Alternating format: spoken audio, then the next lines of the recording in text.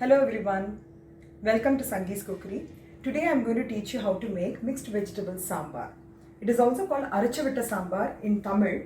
Basically Arachavitta sambar means all the masala spices for the sambar will have to be freshly fried and ground instead of using the sambar powder paste. So the ingredients required for the Arachavitta sambar are chana dal around 1 tablespoon, dhania or coriander seeds around 2 tablespoons, 1 teaspoon of methi or fenugreek seeds, 8 to 9 red chilies, and I've taken some vegetables like yellow pumpkin, white pumpkin, tomato, one big tomato or 2 small tomatoes, and some small onions. And I've also taken some curry leaves. And I've already mixed up a lemon size tamarind in hot water and I've kept it ready. And salt to taste. I'll be adding a little bit of jaggery and also coconut. Let's go into the procedure now. I will be taking 1 cup approximately tur dal for this sambar. I'll be adding it in a cup. I've added the 1 cup of tur dal and now I'll be adding approximately around 2 cups of water.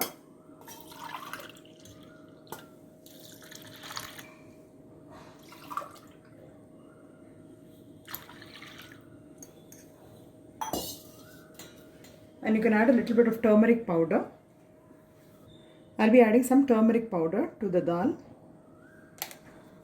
And I'll pressure cook this for 3 whistles. We'll see you after 3 whistles.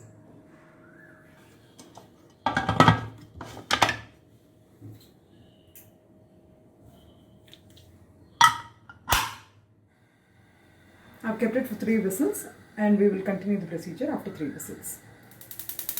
Heat up a pan. You can add any oil, but I prefer using coconut oil for all my recipes. So once the oil gets heated up, we'll be frying all the masalas which I have told you earlier. The oil has got heated up and now I'll be adding all the masalas. Chana dal, dhania, methi, red chilies.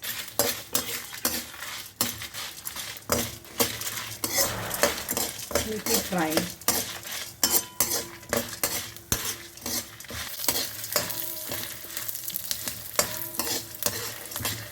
So you need to fry all the pulses until it comes to a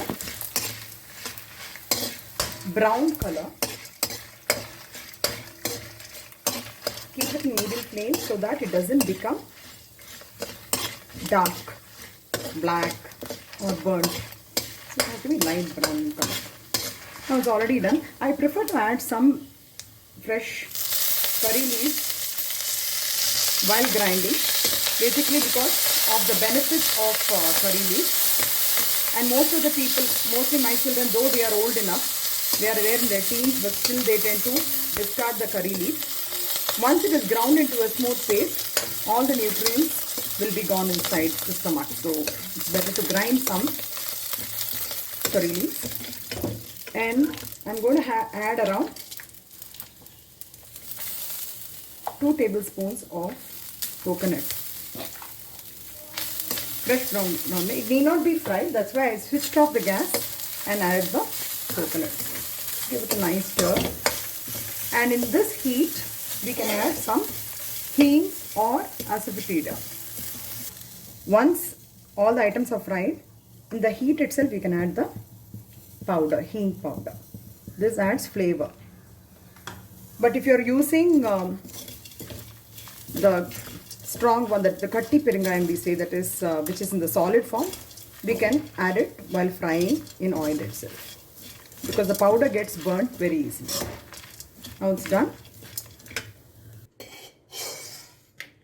Now I transferred all the ingredients to the mixie jar and I'm just allowing it to cool for some time, and after which we'll add one more ingredient before grinding it.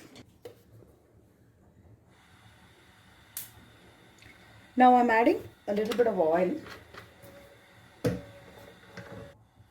and I'm going to fry the small onions in oil.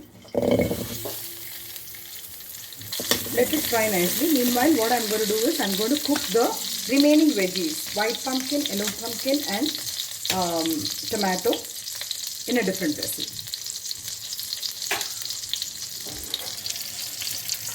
So I've transferred the vegetables in a different vessel. I'm just going to add a little bit of water just to cover the veggies.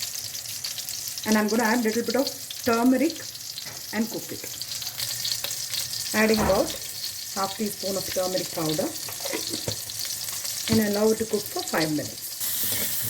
Now the onions are almost fried. So I'm just taking 2-3 onions and I'm adding it in the mixie jar along with the other ingredients which we have fried before. Just putting it adds a little more flavor. And in this onions, now since it is fried enough, I'm just going to add the tamarind pulp. It is approximately a lemon size tamarind pulp.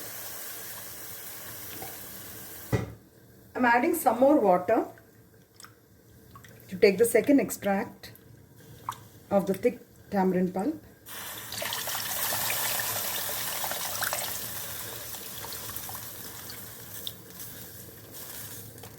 And allow it to cook the small onions in the tamarind pulp for roughly about 5 to 10 minutes until the onions gets cooked. So the onion is still boiling in the tamarind pulp. So meanwhile what we will do is, let's grind. It is the ingredients which we have put in the mixer jar is cooled right now. So I'm going to grind it into a smooth paste.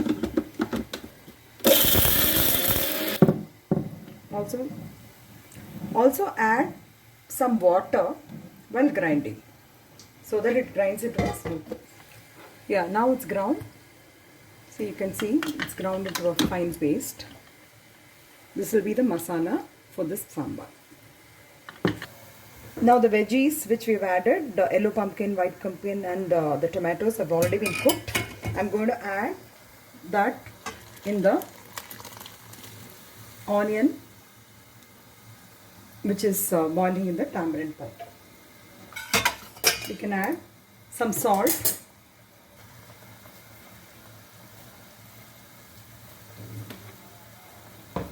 So that all the vegetables cook nicely in the tamarind.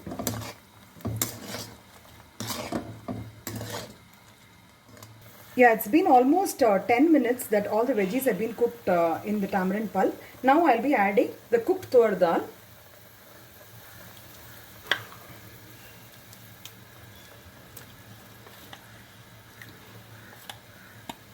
I've added around 5 tablespoons, 5 ladles, 5 to 6 ladles.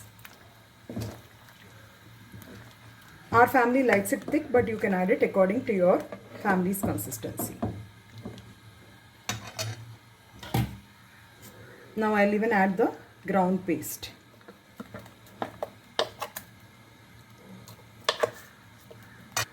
I've added some more water in the mixie so that everything comes out in the sambar. And now I add a little bit of jaggery. Adding jaggery actually enhances the taste. It actually balances the tamarind, salt and everything. At this stage, you can check for salt and add accordingly. It's around 5 minutes and the sambar has started bubbling. You can see light bubbles coming on the sides. So you know the sambar is done. Now you can switch off the gas. Now we are going to do the seasoning for the sambar. I would prefer to do the seasoning of the sambar with ghee to enhance the taste.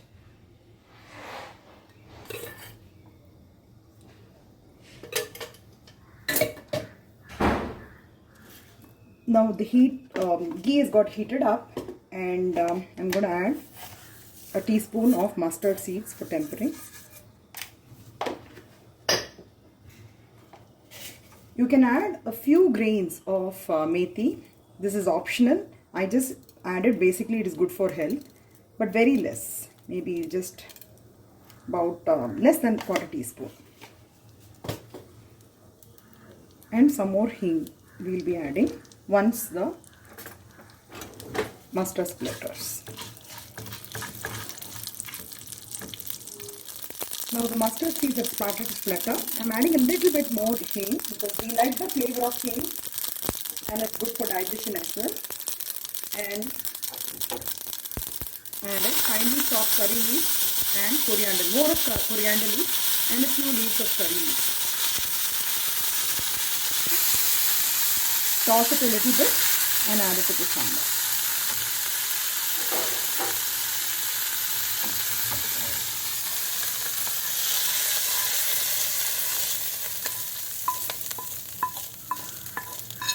Now the Arachivutta sambar, tasty Arachivutta sambar is ready to be served.